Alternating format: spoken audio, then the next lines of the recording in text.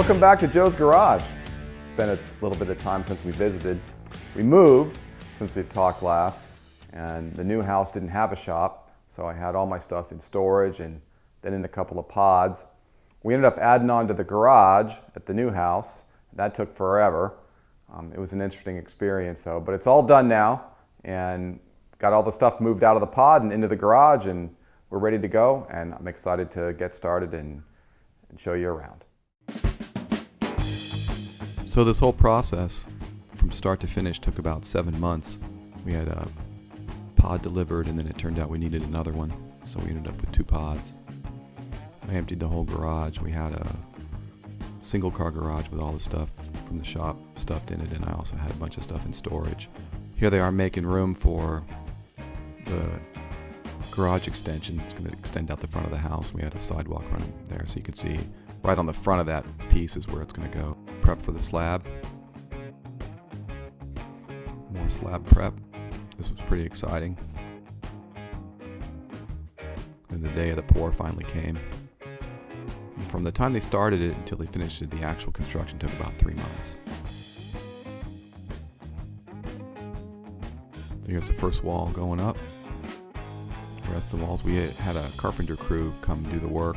They were awesome. They just totally banged it right out. They really knew what they were doing. We live in Central Florida, so there's lots of code restrictions and hurricane requirements, and these guys were just on top of it. They were doing 2 or 3 steps ahead and working together as a team. It was fun to watch them. I took the days off and stayed home. They knocked out the eyebrow. The house just looks exactly like that piece was always there. Then they built an interior wall for me. That's the inside. This guy came and did all the drywall hanging all by himself, including all the overhead pieces. He was amazing. Just no muss, no fuss. It's nice watching somebody work that, knows what they're doing.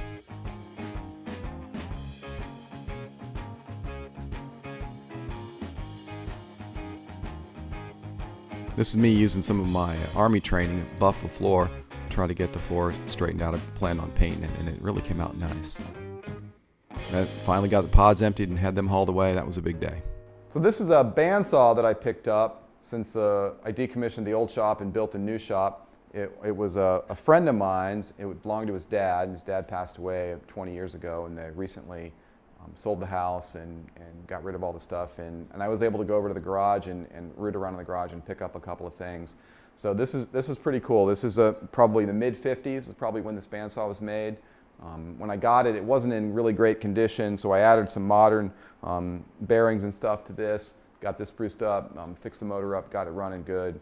It runs really sweet. It means a lot to me because when I was a teenager, I used to hang out over at their house, and I actually used this very bandsaw as a teenager to make some stuff when I'd be over there hanging out with his dad, and his dad was real instrumental. My parents weren't all that handy, so his dad was a big influence on me in my early days of taking stuff apart and putting stuff back together and manufacturing parts for stuff. And so it's pretty cool that 40 years later I'm using the same bandsaw.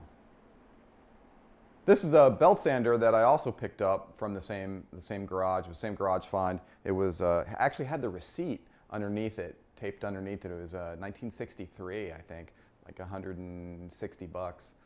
A Rockwell belt sander. It wasn't in running condition at all when I got it. The pulleys were bearings that had plastic around them, and the plastic was falling apart and had disintegrated. So I ended up making a bearing for this one, and then sort of fixing these guys up. They work good and relocating the switch. The motor was actually still in good shape. I put a new belt on it. It runs great, and just anybody that has a belt sander know how handy they are. You can really rip through some stuff. So it was a tool I didn't have before, and I'm happy to have it. And again, same kind of deal. I used it as when I was a kid, so it's kind of special for me to use. So these are the table saws that I have. The old one, the one from the old shop, and the new one to the new shop. The interesting story about the old table saw is it belonged to my father, and I've done some research on it. It's a portable table saw, although it's made out of pretty serious steel. It's not that portable, but it probably was manufactured in the mid-50s. It's a Craftsman, and my father died when I was really little, and all of his tools got scattered, and for the most part were all lost. I still have a few of his hand tools, screwdrivers and stuff, but everything was lost. It turns out it was lost in the family. One of my uncles had it, and I ended up getting it back from him probably 40 years later. It wasn't in running condition when I got it back, but I've refurbished it and I've been using it for the last 10 or 15 years. It's pretty awesome. It's one of the few tools I have that I would never part with.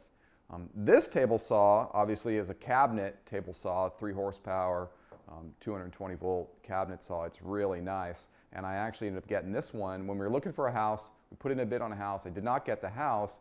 I'd written a separate contract to purchase some of the woodworking tools that were in the guy's garage. He was an elderly gentleman and had some health problems, was decommissioning his shop. We didn't get the house. I figured the tools were gone as well. A couple months later he called me and said that they had sold the house and they were getting ready to move, and if I was interested in the tools, that he still had some available. And I went out, and of course the table saw was there, and I snagged it. So it's a 40-year-old Rockwell saw, but you know built like a train, and runs good, and I of course had the shop wire with 220 when I had the new shop put in. So it's really a joy to use. This is the shelving from the old shop. We moved it and put it in the new shop. It got moved around in storage, a couple of different places. It was in a pod for a while, sitting in my driveway, and it ended up in the garage, and then I moved it around a bunch. So it turns out to be quite the challenge, quite the effort of things to move. There's a lot of things in it, and it's also very heavy. Each individual thing's not that heavy, but altogether it's pretty substantial. One of the things I did in the old shop that I don't think I ever showed you was I built these shelves in the middle. They just open up, and they're just a place to rest some stuff, because I noticed that as soon as I did this, I'd pull this off and it'd end up on the workbench, and I'd pull another one off and that would end up on the workbench, and pretty soon the workbench is cluttered with stuff. So it's nice to have a little extra workspace, but I didn't want it to be a permanent thing. I wanted to be able to use it and then slide it back out of the way. So super handy when I'm looking for some hardware. I can come over here, open up a shelf, pull this out, get in it, dig around in it, find whatever bolts and nuts I need. When I'm done with it, I can just put it back away. It's easy to put away. I can even do this a couple of times while I'm working on a project. It doesn't really get in the way. It really comes in handy, and it's as you know, really nice not to have to run to the store for 59-cent part. Hope you enjoyed the tour of the shop. Next week we're going to continue our turbine floor lamp. If you haven't seen that first video, we'll put a link in the description so you can get caught up. Trying to get moving. I did, in unpacking, found all the bits and pieces and managed to get them all put in one spot, so I know where they all are. So that was, if you've moved, you know what that's like. It's been quite the chaos here, but we're all straightened out now. So next time, turbine floor lamp continuation. If you have a chance, you can like, comment, and subscribe for me. It would really help me out. I'd appreciate it. And that's it. We'll catch you later.